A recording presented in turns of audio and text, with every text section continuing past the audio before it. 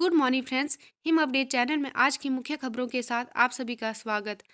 राज बदलेगा या रिवाज, निर्णय आज सुबह 8 बजे से शुरू होगी मतगणना। सबसे पहले सर्विस वोट व डाक मत पत्र गिने जाएंगे।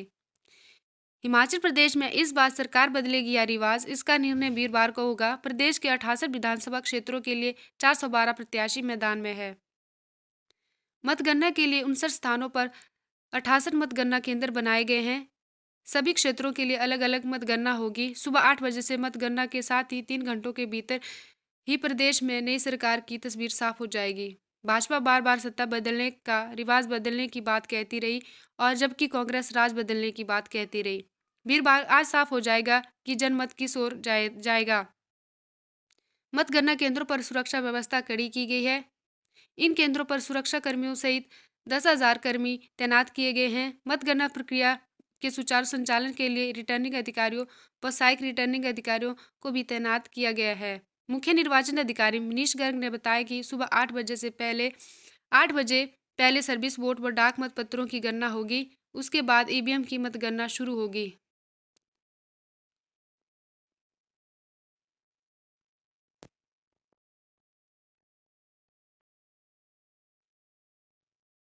परिणाम से पहले 8 नेताओं को बिलासपुर कांग्रेस ने किया बाहर।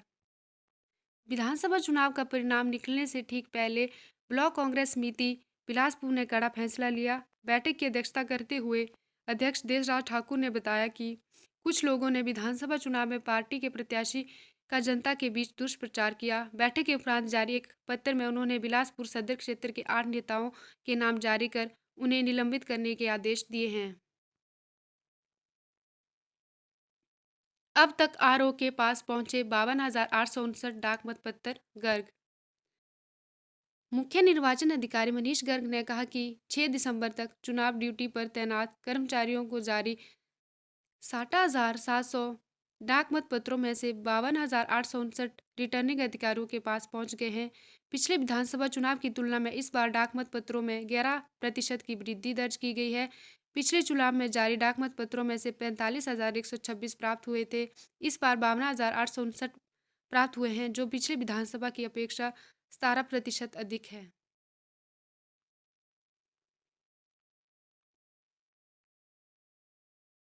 प्रधानमंत्री की नसीहत, संसद में अवरोध खासकर नए नेताओं के लिए पीड़ादायक। संसद में विभिन्न मुद्दों पर पक्ष विपक्ष में होने वाली तीखी चर्चाओं से पहले ही प्रधानमंत्री नरेंद्र मोदी ने सभी दलों को एहसास करा दिया है कि कोई भी गतिरोध उनके अपने सदस्य और खासकर युवा सांसदों की भावना के भी विरुद्ध है और पीड़ादायक है। प्रधानमंत्री ने कहा कि उनकी अलग अलग दलों के नेताओं से बातचीत हुई। वे सभी मानते हैं कि संसद में अवरोध उन्हें अपने क्षेत्र की समस्याओं को रखने से रोकता है।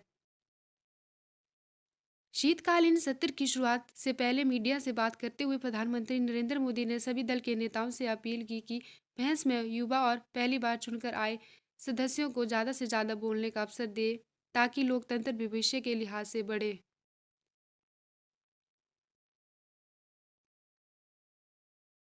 दिल्ली नगर निगम में भी आपकी सरकार।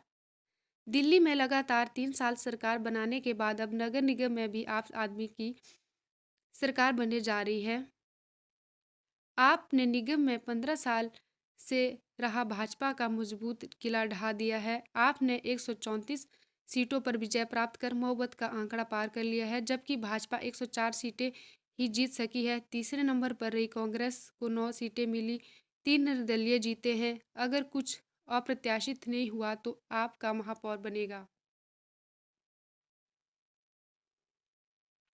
यूपीआई से अलग होगा डिजिटल रुपया। डिजिटल रुपए के भुगतान पर भी ग्राहक को देना होगा PAN card. RBI governor Shaktikanta Das ने बुधवार को कहा कि डिजिटल रुपया यूपीआई से भिन्न होगा, क्योंकि यूपीआई से होने वाला भुगतान बैंक के माध्यम से होता है, जबकि डिजिटल करेंसी या रुपए का भुगतान एक वॉलेट से दूसरे वॉलेट में होता है, जिसमें किसी तीसरे की कोई भूमिका नहीं होती है। गत 1 दिसंबर से आरबीआई की तरफ से डिजिटल रुपए की खुदरा इस्तेमाल का पायलट प्रोजेक्ट शुरू किया गया है। आरबीआई की तरफ से यह स्पष्ट किया गया है कि पेपर नोट के भुगतान के मामले में जो नियम लागू किए हैं वही डिजिटल रुपए के भुगतान में लागू होंगे।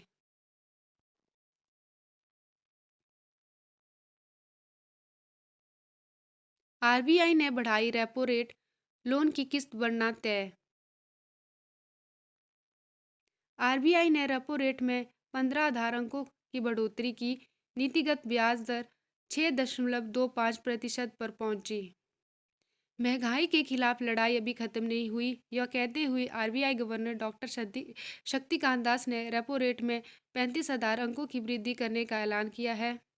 मौद्रिक नीति समिति के पिछले 3 दिनों से चल रही बैठक में 6 में से 5 सदस्यों ने मई 2022 के बाद रेपो रेट में एक और बढ़ोतरी का समर्थन किया है। इस वृद्धि के बाद रेपो रेट 6.25% हो गई है। इसके साथ ही तय होगा कि बैंक में जल्द ही होम लोन, ऑटो लोन और दूसरी व्यक्तिगत कर्जों के अलावा कॉरपोरेट लोन की दरों में भी बढ़ोतरी करेंगे। सुप्रीम कोर्ट ने तलब किए नोटबंदी के फैसले से संबंधित रिकॉर्ड।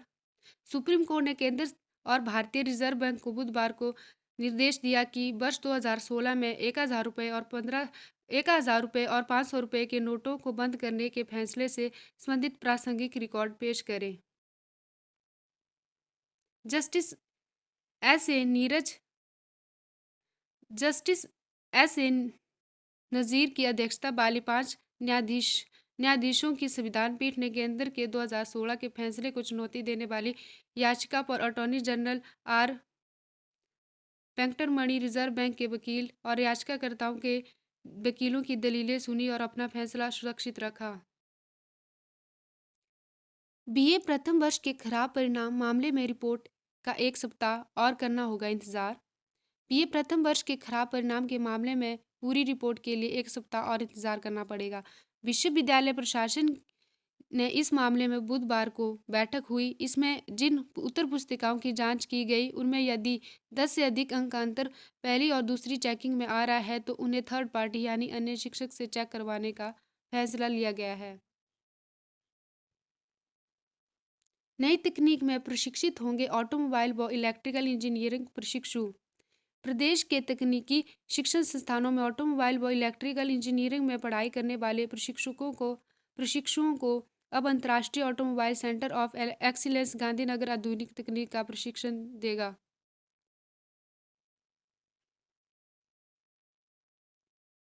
दूसरी बार बांग्लादेश से वनडे सीरीज हारी भारतीय टीम। भारतीय टीम एक बार फिर बल्ले और गेंद से सभी को निराश किया, जिसमें उसे ढाका में बांग्लादेश के खिलाफ खेले गए दूसरे वनडे मैच में बुधवार को 5 रन से हार का सामना करना पड़े।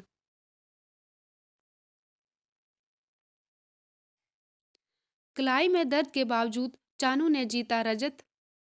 स्टार भारतीय भारोत्तोलन मीराबाई चानू कलाई में दर्द के बावजूद यहां विश्व चैंपियनशिप में कुल 200 किलोग्राम वजन उठाकर रजत पदक जीतने में सफल रही। महिला हैंडबॉल टीम ने एशियन गेम्स में किया क्वालिफाई। भारत की सीनियर महिला हैंडबॉल टीम ने कोरिया में आयोजित हुई 19वीं एशियन टीम महिला हैंडबॉल चैंपियनशिप में 6वां स्थान हासिल किया। भारतीय हैंडबॉल टीम ने यह उपलब्धि पहली बार हासिल की। इसी के साथ भारतीय टीम ने आगामी एशियन गेम्स के लिए क्वालिफाई कर लिया है। धन्यवाद।